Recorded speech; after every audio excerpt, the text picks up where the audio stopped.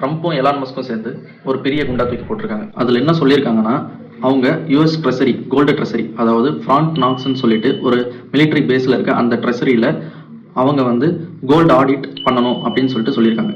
American fed reserve அவங்களோட report படி gold வந்து 8100 டன் கோல்டு வந்து அமெரிக்காவில் ரிசர்வ்ல இருக்கு.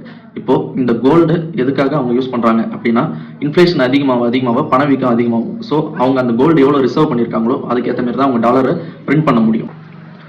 இப்போ நம்ம பிரசிடென்ட்டும் ட்ரம்ப்பும் சொன்னாங்க இல்லைங்களா ஆடிட் பண்ணணும்னு சொல்லிட்டு. இப்போ அவங்க ஆடிட் பண்ணும்போது அதில் இருக்க 8100 டன்ஸ் இருந்துச்சுன்னா நம்ம யூஎஸ் டாலருக்கு எந்த ப்ராப்ளமும் கிடையாது.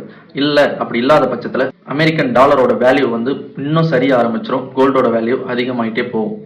ட்ரெஷரியில் கோல்டு அதிகமாக வச்சிருக்க கண்ட்ரியில் அமெரிக்கா தான் நம்பர் 1. அதுக்காக 8100 தான் வந்து இருக்கிறதுலே அதிகம்னு நினைக்காதீங்க. ஆஸ் பர் சர்வே ரிப்போர்ட் வரை பார்த்தீங்கன்னா 2 லட்சம் டன் கோல்டு வந்து இது வரைக்கும் மைனிங் பண்ணியிருக்காங்க. அதில் 97,000 டன் வந்து நம்ம மக்கள்கிட்ட ஜுவல்ஸாக இருக்குது. அதில் 17% வந்து அக்ராஸ் கவர்மெண்ட் கிட்ட இருக்குது, வேரியஸ் கண்ட்ரீஸ் ஆஃப் கவர்மெண்ட் கிட்ட. அதில் அமெரிக்கா வந்து நம்பர் 1. இன்கேஸ் அந்த கோல்டு ஆடிட் நடந்து ஃபெட் ரிசர்வ் சொல்கிற அந்த 8100 டன்ஸ் ஆஃப் கோல்டு அங்கே இல்லைன்னா என்ன ஆகும் அப்படின்றத உங்களோட இதை கமெண்ட்ஸில் நீங்கள் பதிவு பண்ணுங்கள். இந்த மாதிரி யூஸ்ஃபுல்லான விஷயம் உங்களுக்கு அடிக்கடி ஃபினான்ஷியல் ஓரியன்டாக தெரியணும்னா நம்ம சேனலை ஃபாலோ பண்ணிக்கோங்க. தேங்க்யூ.